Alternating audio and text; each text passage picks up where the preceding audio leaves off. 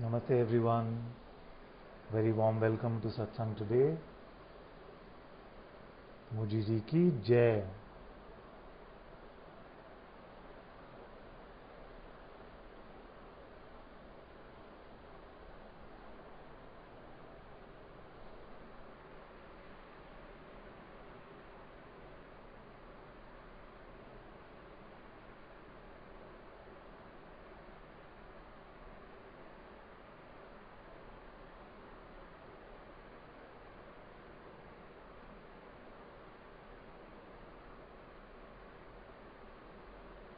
Thank you all for joining us. And if it's your first time here, know that you can ask your questions in the chat window.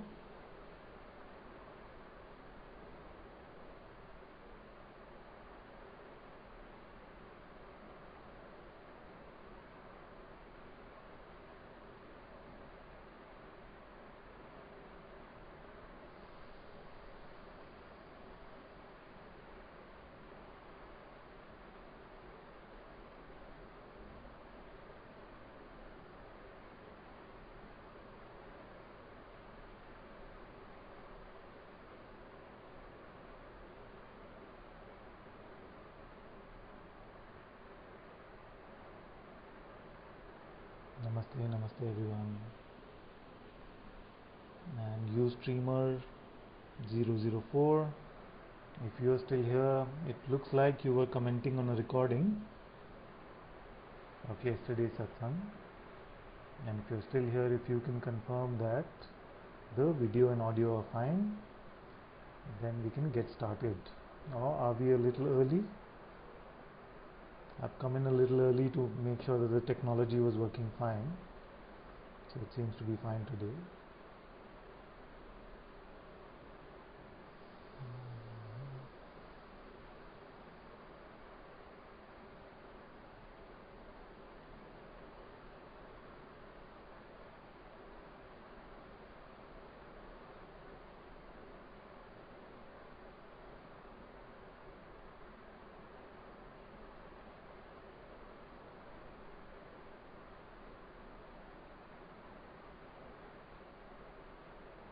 Okay, everything seems fine. Good, good, good.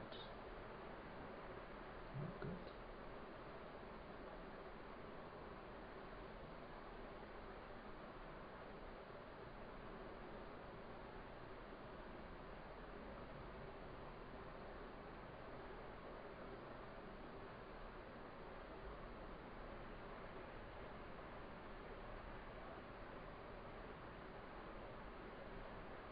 So is there a concept that all of you would like to, or one of you would like us to look at today?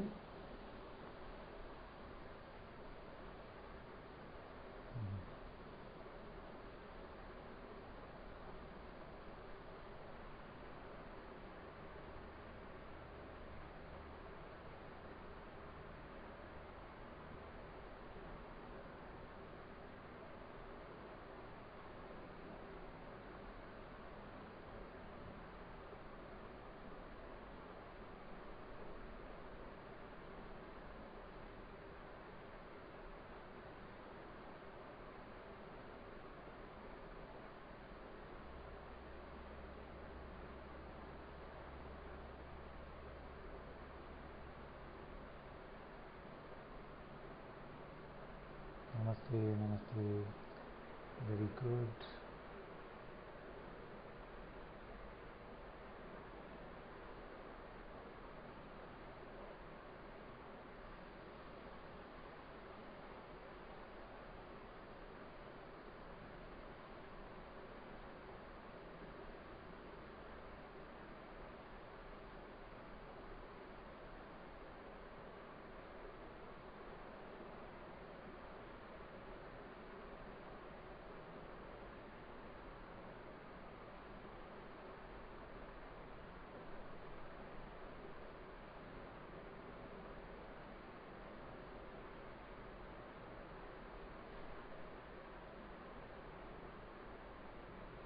Okay, so Neil says, I know we've looked at it in great detail, but I'd like to look at doership again, if it's okay with everyone. Yes. Very good. look at doership again. Yes, we can look at it because it can really be one of the most sticky concepts, and it's very important to look at it.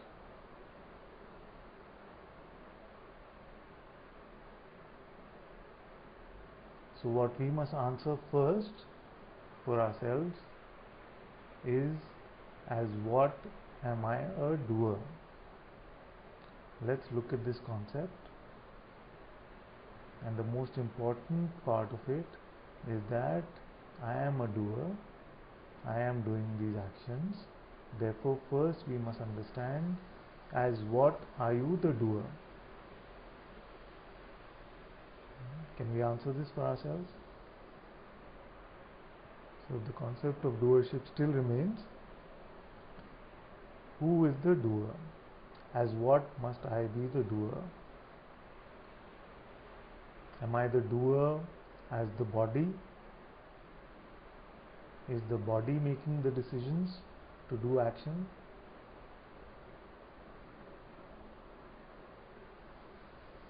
Let's go step by step. So all of us can answer. Is it the body that makes the decision?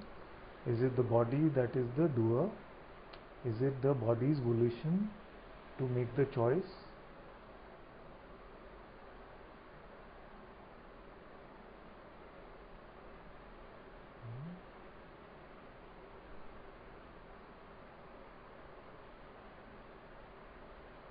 Or is the body just an instrument?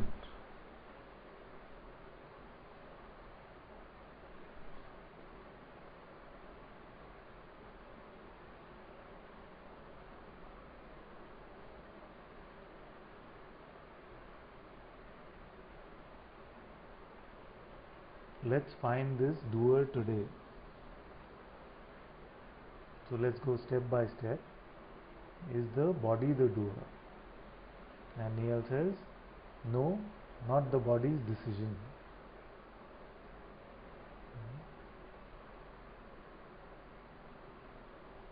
Okay, so we are all in sync here. We all feel it is not the body, isn't it?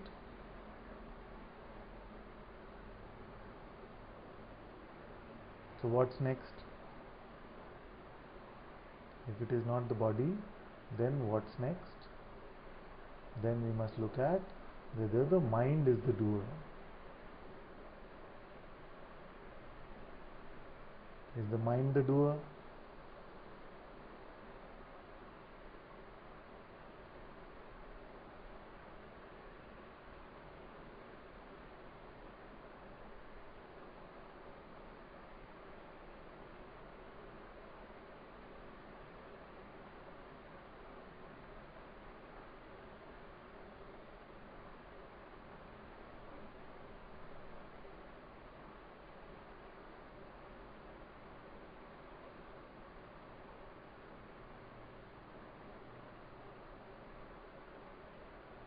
Lobode says, who is breathing? Who is breathing? Exactly the question we are trying to ask today is, who is the doer? Very good. So the body itself is not the one who decides to breathe. No? The body is used an instrument of breath. The organs of the body are used to inhale and exhale. But the body has no way in which to decide whether to breathe or not.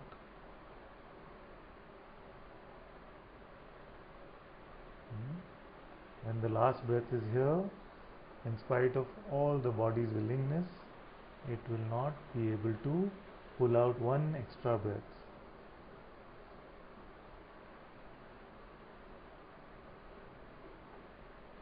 When the last breath is out,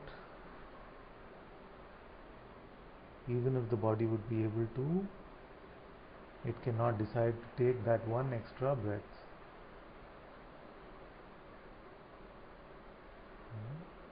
So let's look at what else is there. So we said if the body is not the doer, then what else is there? Let's look at whether the mind is the doer. And some of you have said, Lucia has said mind is not the doer. Ajnani says, if I believe in my thoughts, it is a person's decision, but if I behave as consciousness, there is no doer. Okay, we'll look at this. Neil says, it's a false idea of myself identified with the mind-body's patterns. And Atma says, mind cannot be the doer, but gives a false idea like it is. Yes. So what is the mind? Mind is only this bundle of thoughts and similar energies like imagination, like memories. All of these energy constructs put together is called the mind. So how can a bundle of these energies, bundle of thoughts, bundle of imagination, bundle of memories, how can any of these energies do anything at all?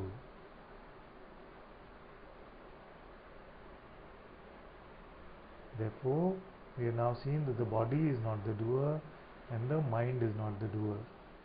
And then Neil said, it is a false idea of myself identified with the mind-body's patterns. So, can a false idea, or can even any idea, because all ideas are ultimately false, but can any idea do anything at all? In which way can an idea do something?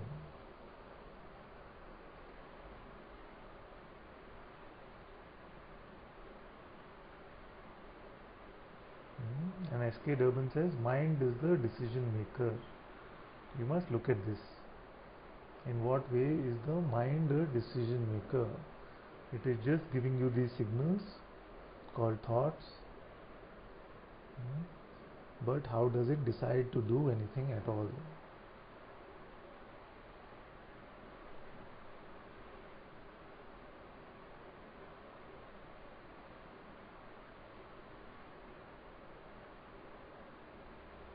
So Ajnani says no, which is to the question, can any idea do anything at all?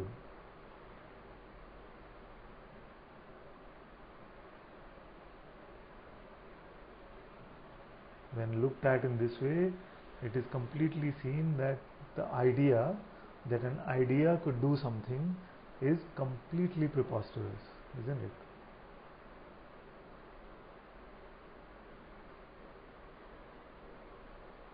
The idea that an idea could do something at all is completely preposterous, isn't it?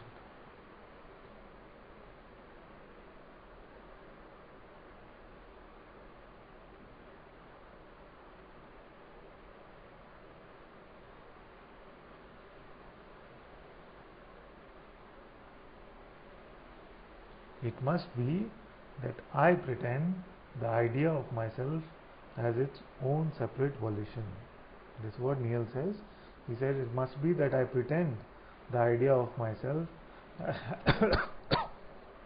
has its own separate volition. Yes.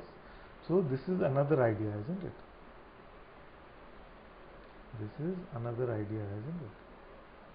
So it is this which you are getting at now, which is at the root of doership, which is that an idea, that there is an idea, or I as an individual idea can do something at all.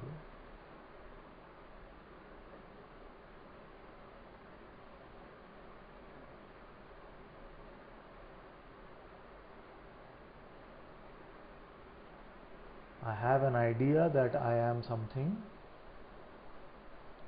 and then I have this idea that this something can do something.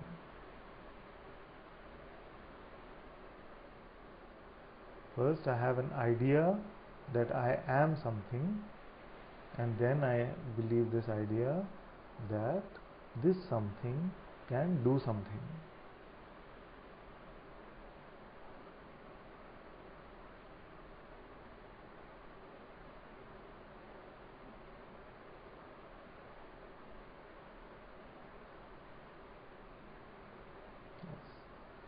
So an idea is not even phenomenally real, or phenomenally in the sense of the worldly real, therefore it has no power to do something. Correct.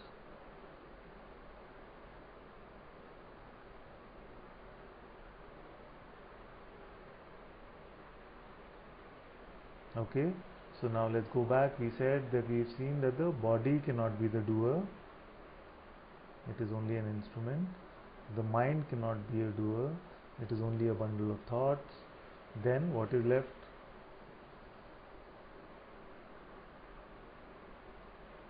What is before the mind?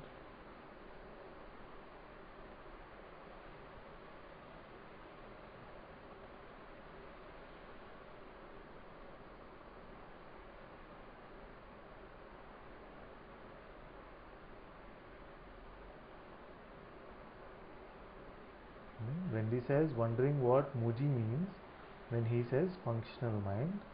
Seems always used to say to consciousness, this is needed, such as dentist. Then it would lead me through intuition. Then it would lead me through intuition. It's two different things. And then you have an important question, lead who though? Yes. Very good. So the functional mind only means that if somebody asks the question now, when is the next satsang, then I refer back to my memory and say, yes, we announced it. When is the next in-person satsang? We announced it on Saturday at 4:30 p.m. India time. That is the next physical satsang. So this information came to me from memory. So that is okay as a functional mind. But I do not rely on it for any psychological purposes. I do not rely on it to solve any of my interpersonal relationships or how I should lead my life, because it has no idea about these things. Yes. So ultimately, if there is no sense of personhood here, completely no sense of personhood here, then all of this is also seen to be just the play of consciousness. But even while there is a sense of personhood here, like he says, Master says that if you are in a bus and somebody picks your pocket, you will want to hold his hand. You will not say it's just a play of consciousness, let it be, isn't it? So while this sense of personhood, individuality is there, then we can rely on the guidance of this intuition, which is coming from the pure sense I am itself, or from the heart itself. And how do we differentiate between something coming from the mind and coming from intuition? Is that intuition is accompanied by the presence of love, peace and joy.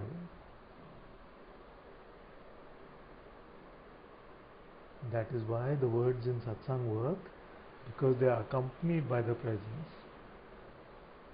But from the mind it is only accompanied by need or desire, or wanting to defend something, or wanting to attack something.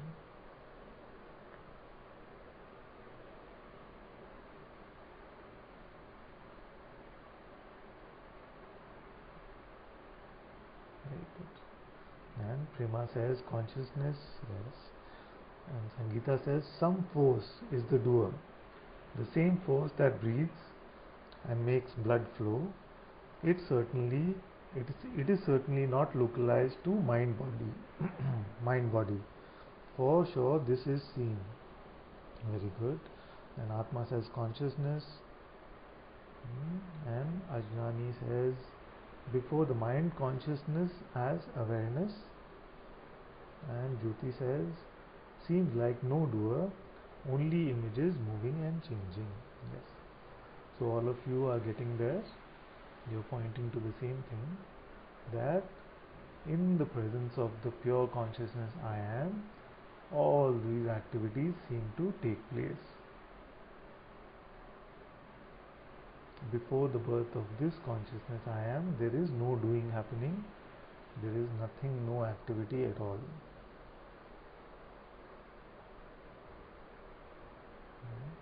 So we see that the body is not the doer and the mind cannot be the doer, and prior to the mind is only this pure consciousness.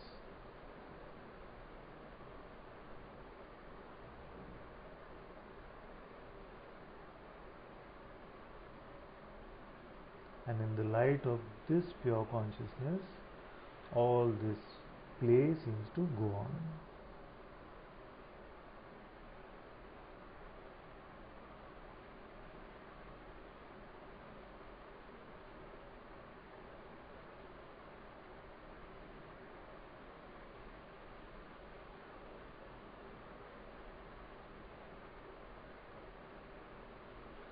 So this whole movie is just a play of this light itself, just modulations of this light itself.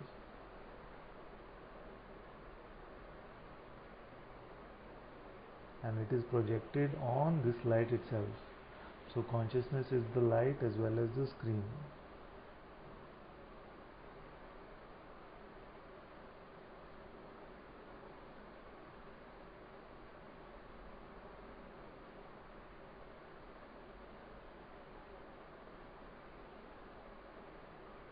Therefore it is said that consciousness or God is the one doer.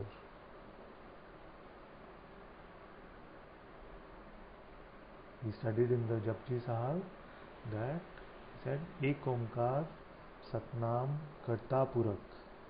This Karta Purak means the one doer.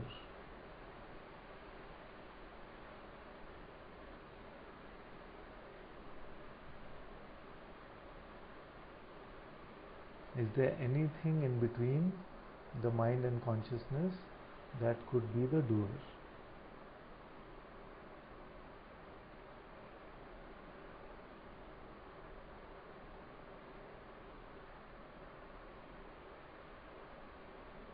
So Jyoti had said, seems like no doer, only images moving and changing. Yes, that is a good way to put it.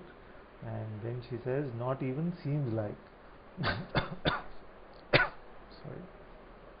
Not even seems like. I can't see any doer. Yes, can't see any doer because it does not exist. Individually, there is no doer. Neil says, does this also apply to thoughts and feelings and intuitions? No doer of these internal activities. Yes, it must apply, isn't it? Because there is nothing left now. The body is not it, the mind is not it, and there only seems to be this pure consciousness that exists. And because there are no other suspects, we shall accuse consciousness of the crime.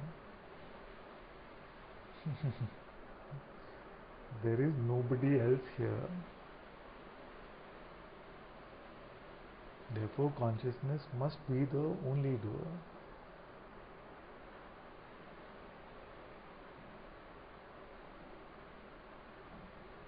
Hindi says, no, nothing between mind and consciousness that could be the doer. Yes.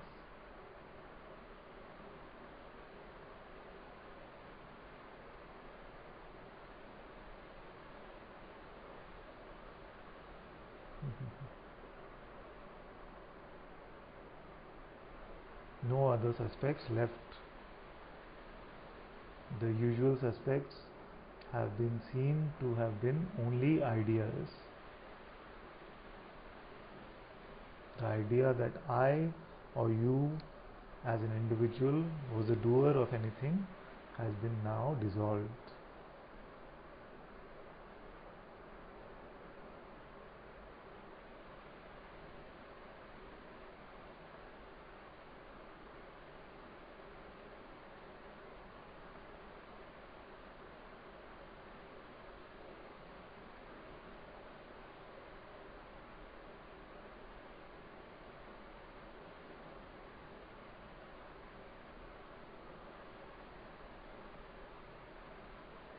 All things only happen when consciousness is here.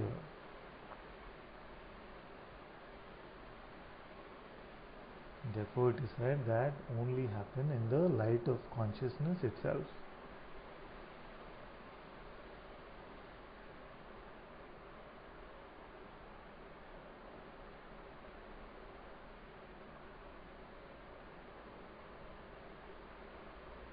Is this clear for everyone?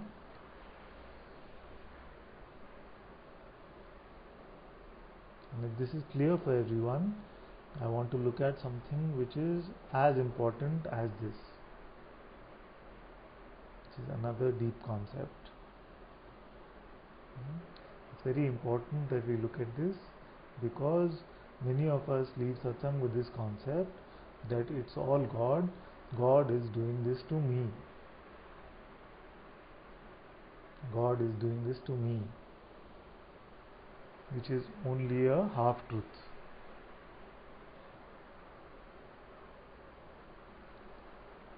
God is doing this to me. Then Lobode's question will also be answered there. He says, if someone kills, who is the doer? Yes. So let's look at this concept of the experiencer. Let's look at the concept of the experiencer. So we looked at the doer concept, but we still believe that I as an individual am the experiencer, or the person who was killed, or the person doing the killing. Those are the doers or the experiencers. This is a bit of strong medicine, but we must look at it now. If there is no person who is the doer, then which person is the experiencer?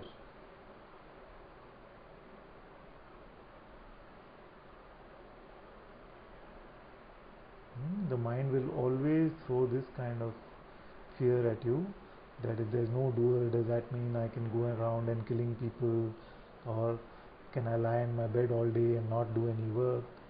All of this it will throw at you. It will even say you could become the next big terrorist, or you could become the next big Hitler, and this is just a way of dissolving blame. None of this will happen when you're just flowing with presence itself. It is not possible.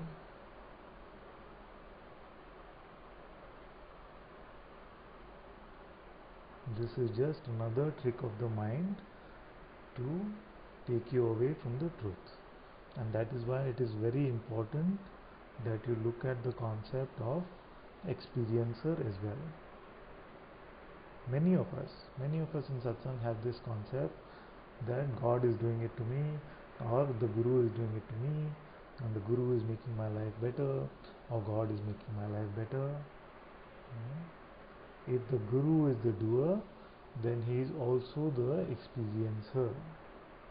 If God is the doer, then God is also the experiencer. He is only playing with himself as himself. And now we have seen that there is no individual entity here anyway. So who is the experiencer of all the doing now?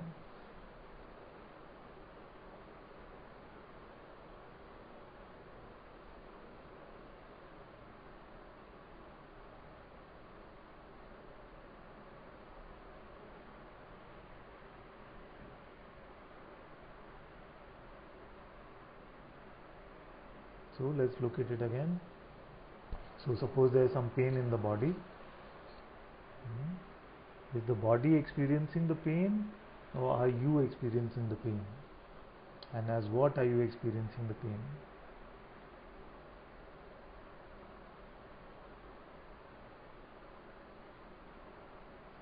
As Rani says, consciousness thinks he is person as experiencer. Yes, it is the belief of consciousness itself. It gives belief to this concept that I am a person and brings it to life in this way. So when the body is in pain, who is experiencing the pain? Find out this one.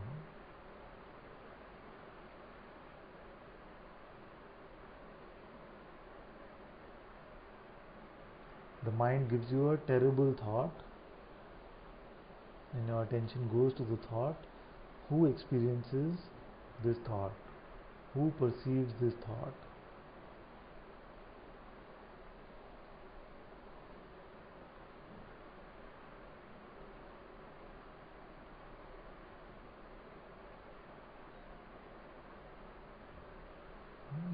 Jyotisha says the body is experiencing the pain. No, the body is not experiencing the pain. The pain arises, seems to arise in this body, but the body does not say that it is. The body hands over, so it's like a signal that comes to you of the signal of pain. And you say, I am experiencing a lot of pain in my body.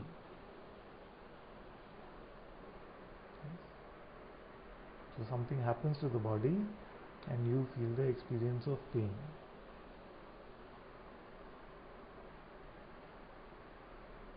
Like in deep sleep, you do not experience any pain, isn't it? Neil says, Master, is pure fear in itself a decision? Can I stop fear if it arises, or should I just observe it as clearly as I can at the time? Fear, there is no individual decision. Fear or otherwise, there is no individual decision. All are just appearances which are arising. That's why Bhagavan said that if you feel that there is a choice, the choice must be to ignore your thoughts or to let go of your thoughts. And when it is clear that there is no choice anyway, then all will be seen as grace. So as long as there is a belief in a personal choice, you make the choice to let go of your thoughts. Don't make any other choice. Let everything else unfold on its own. As long as there is a belief in an individual choice, refuse to make any other choices. Let everything unfold on its own. But you choose to let go of your thoughts. And once it is seen that there was never a choice anyway, then all will be seen to have been grace.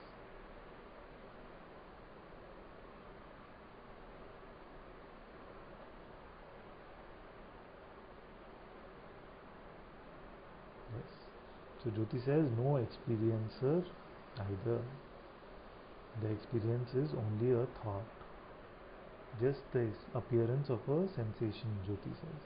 And Soham says, the experience is only a thought.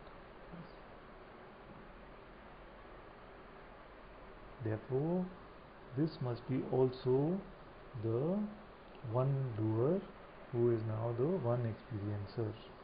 It is said in the scriptures, Tvam Karta, Tvam Bhokta, which means you are the doer and you are the experiencer. And that is what is full surrender. That is what is full surrender. Not half surrender, that God is the doer yet I am the experiencer, or I am the doer but I am not responsible for my actions. You cannot make these connotations or half surrenders. It must be now complete surrender.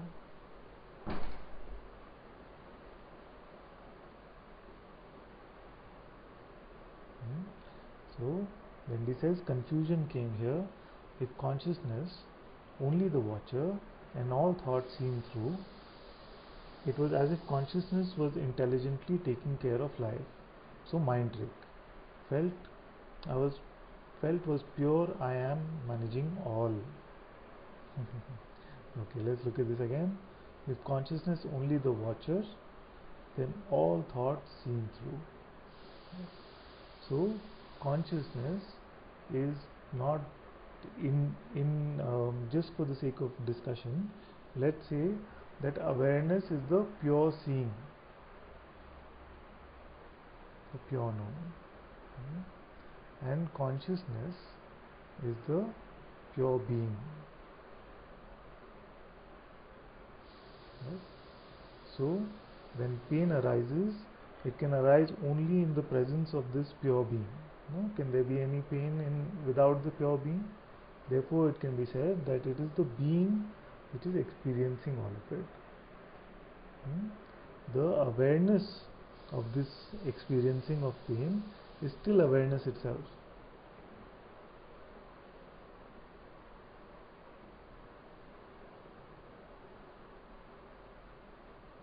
This awareness is untouched and unmoved completely. It is only the consciousness which is playing in this way.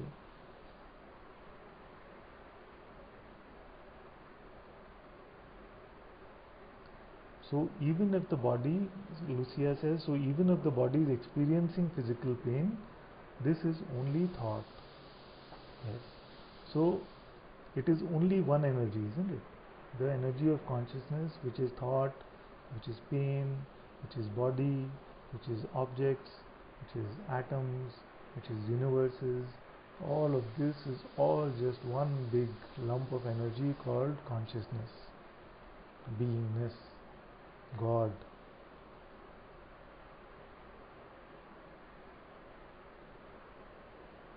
So the body experiencing physical pain is also an experience of consciousness itself.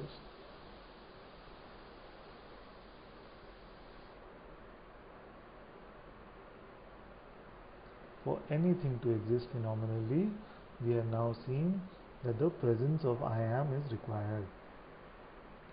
I am is the first phenomenal appearance, or like we said, I am is the immaculate conception. Comes from, is born from a non-phenomena of awareness. That must be the meaning of immaculate conception. Yeah, so this answers Sangeeta's question, which was, wow, hadn't seen that. There is no pain in deep sleep, hence it is not real. Yes. All of these phenomena need the sense of I am to exist. Therefore, it is all just a play of consciousness itself.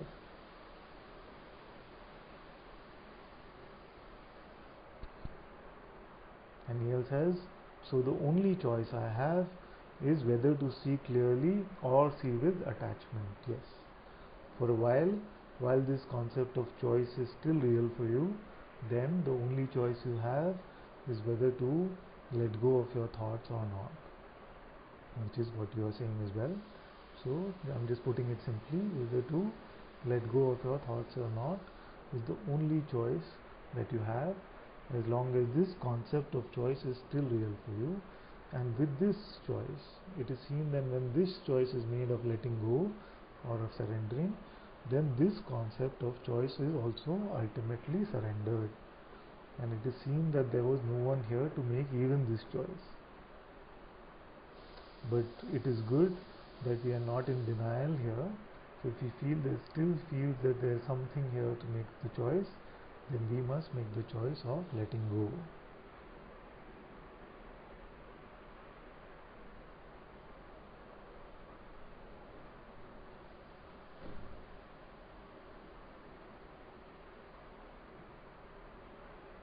Ajnani says, consciousness is interested in content, but pure awareness is not. It can be said like that, but also the whole play of consciousness can be said to be for awareness itself, because ultimately consciousness also comes from awareness itself.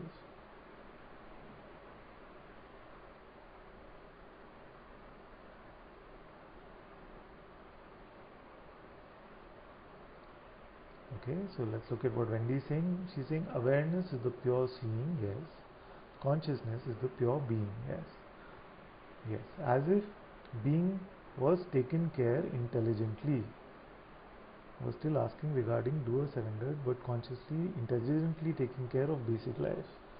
The one that cannot be destroyed does not have to bother about what is in our best interest or not. Okay? Suppose you are wearing an invincible armor. Invincible armor. God gave you a gift. He said you have this invincible armor. Then would you be scared of where you must go? You would be completely fearless.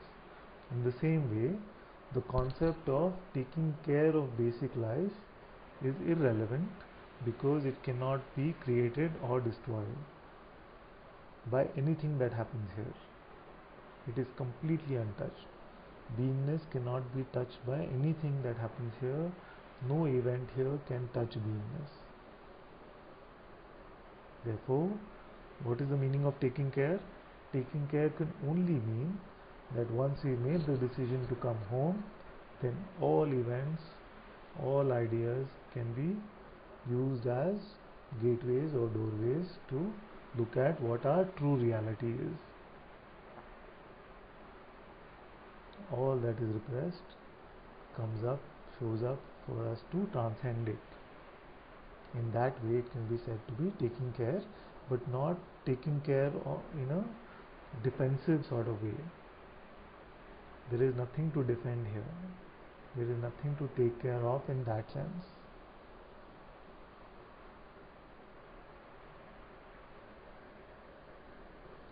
So I hope that's understood. So we must lose this concept that consciousness is taking care from a personal perspective. Consciousness is taking care of my life from a personal perspective is still an idea that draws us to the ego or makes us bound to this idea of a separate individual. And once it is seen that there is nothing here that can be hurt, then everything is seen as pure play, as pure grace. Then Wendy says, exposing something here where person slipped in form of consciousness. Slipped in form of consciousness, yes. So it made it another concept, and now this concept can be let go of. Very good. And Neil says, but is the choice of letting go not arrived at through seeing? Therefore, seeing must be the priority. Sorry if I am being difficult. But is the choice of letting go not arrived at through seeing? Therefore, seeing must be the priority. This seeing that we are speaking of, the seeing that we are speaking of cannot be stopped anyway. This seeing is not a choice anyway. This pure awareness is here. So you are seeing that a thought appears and it can be let go of. That simple seeing is enough. You won't have the response time to do it like this, isn't it? You won't have the response time to say, okay, thought is appearing, and then you say, okay, but I'm not a person, therefore this thought is only.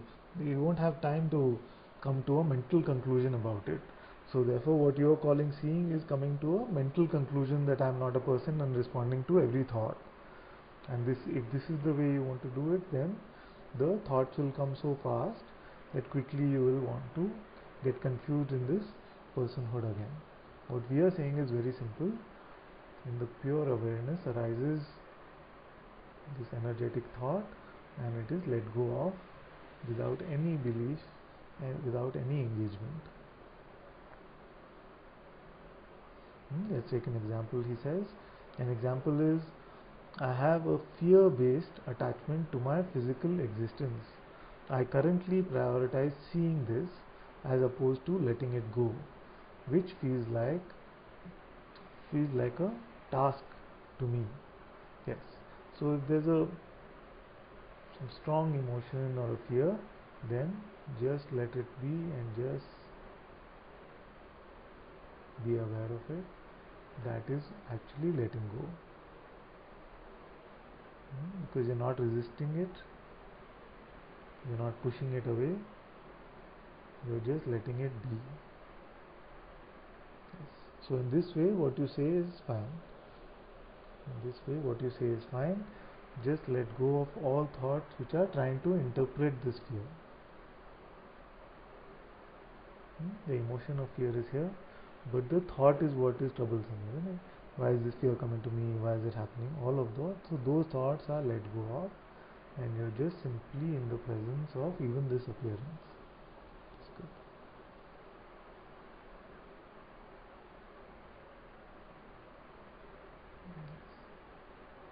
And Atma says, all which comes up is for it to be transcended. Yes, very good. In order to see that which cannot be destroyed. Yes, very good.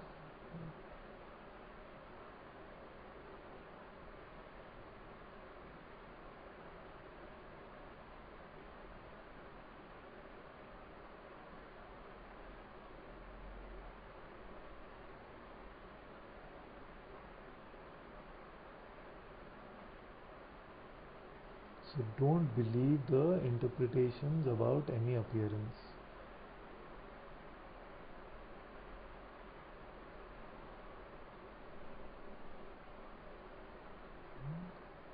Very good. Neil says, Master, there is a deeper understanding happening in me between all the words. My whole being resonates with peacefulness and acceptance when you speak. I trust you. Very good. Yes.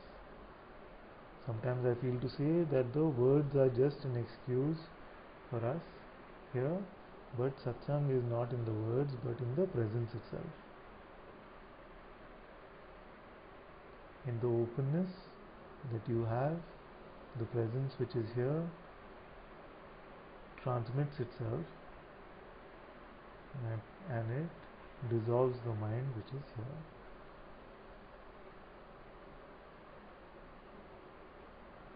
In this way, consciousness plays in the form of satsang. Satsang is more about presence than it is about the words.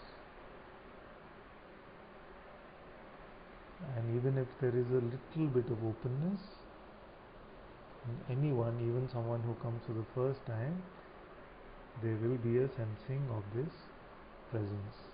There will be a tasting of this honey, and if there is a tasting of this honey, then he cannot leave satsang.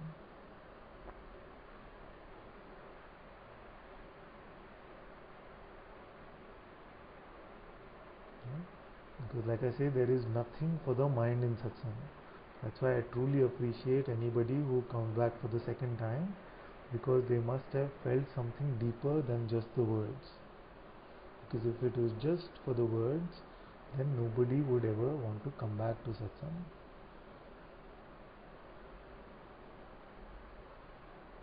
No words are true.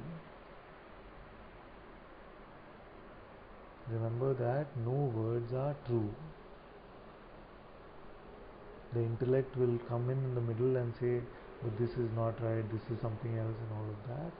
But it is true that it cannot be consistent, because all words are a pointing to that which cannot be expressed verbally. Therefore, sometimes the master will say, don't do anything at all.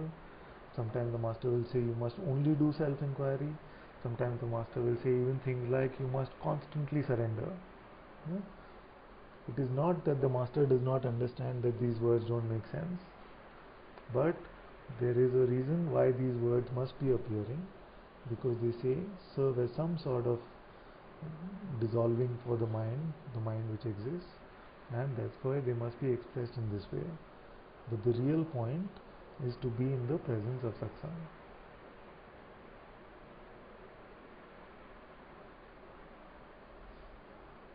So none of you must get lost in trying to become the fact checkers of satsang. Because no fact, no words, no matter how beautiful they sound, are ultimately true.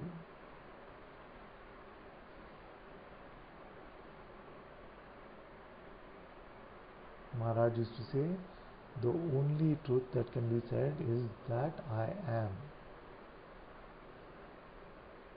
And ultimately it is seen that even that is not true.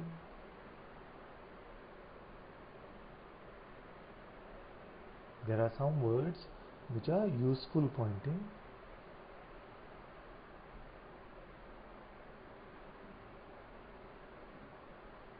in dissolving the ego, and basically they carry the presence with them.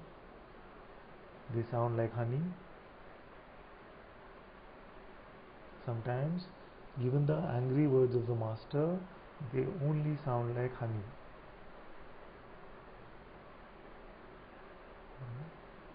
That is why I said that it is not really in the words.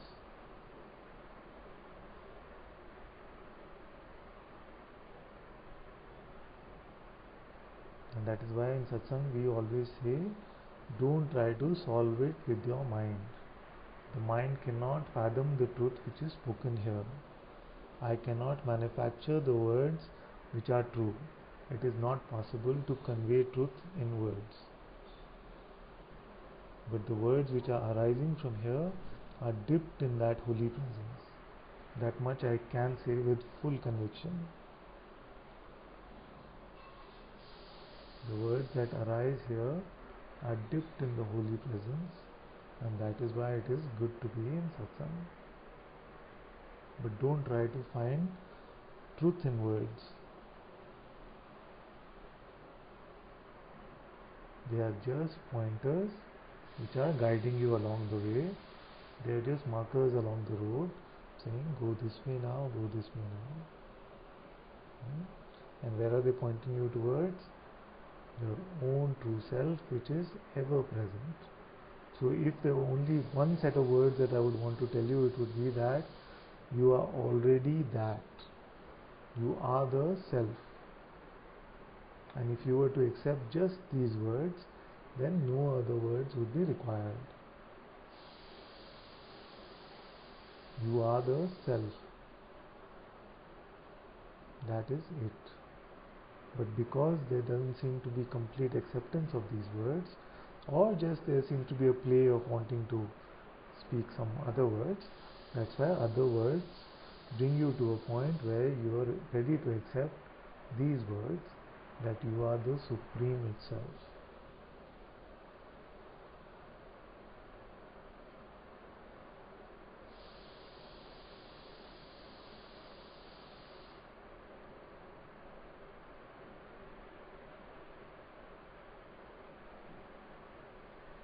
Therefore, no words in satsang are true, no words in any of the scriptures are true, no words that any master has ever spoken is the truth.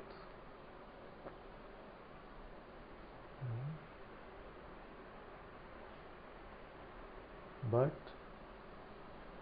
follow them, because in these words you will find a deeper presence, and it will lead you to where you have always been, but you seem to be looking for it somewhere else.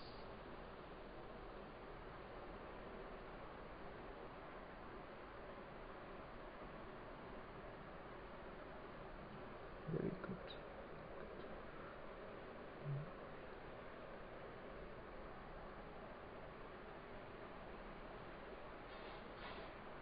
Good.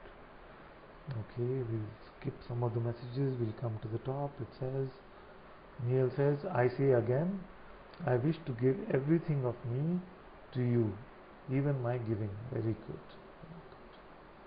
I say this again, mainly to assert to myself my commitment to leaving behind any doubts. I love you, Master. Very good. The Master has no doubt about you, because the Master knows that we are one.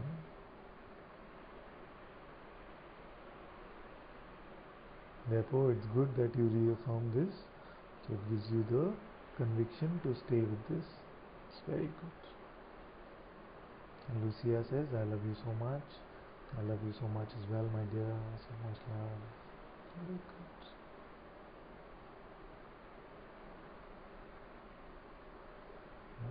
And Sangeeta says, all the words that have been heard by this being my entire life never came close to the truth, till pure presence in the form of Sadguru appeared in my life.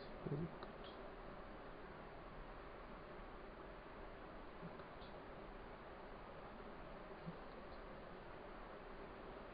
And Atma says, so clear what you are speaking. Yes. It is wonderful that all of you can resonate with this, because what I said cannot be understood by the mind at all. So in that way, the mind bypass is succeeding, and we are having a true communion here, deeper than communication. We are having a true communion here. Love, love, love. Ajnani, so much love. Very good.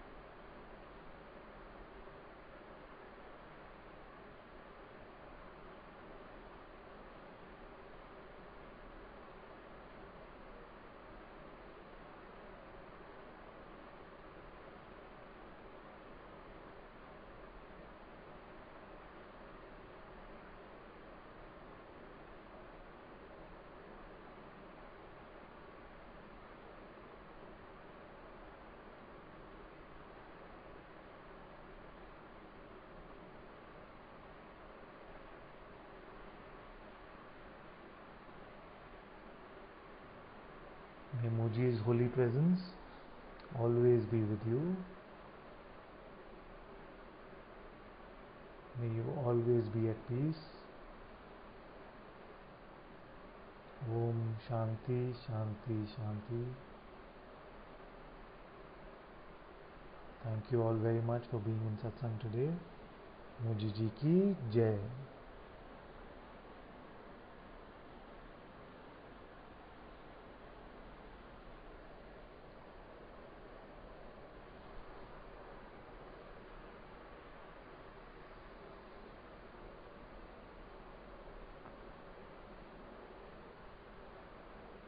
Okay, let's read some of the comments before we go.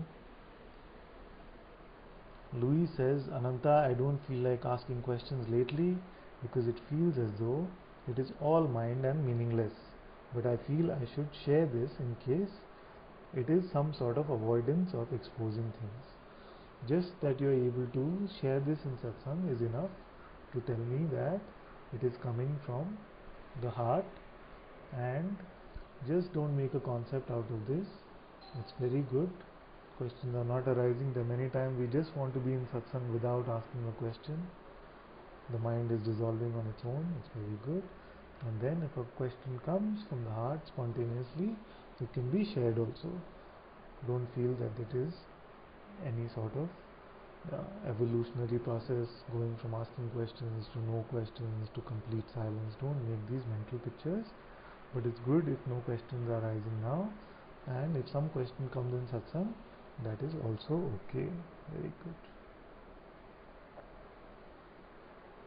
Atma says, thank you, Father. Thank you, my love. Amrit Gaurav says, sometimes you speak to me as my inner voice. You are always in my heart. Thank you for this, Anantaji. Yes, it's very good. In fact, it is the inner voice which is speaking through me as well. So that inner voice is your true Guru. It is not about this person who is doing the satsang. It is not about this body at all. It is not about this person at all. It is just that these are being used as instruments by the same inner voice which can speak to you from the inside. If it is accompanied by the same presence, it is the same voice, and that is what the pointing is for. So if you can go to this voice, then it is beautiful. Very good. Prema says, I am you, you are me. Thank you so much. Thank you, thank you, thank you. Very good. So much love to all of you. So much love. Thank you so much. Thank you. Love you all. So much love to all of you.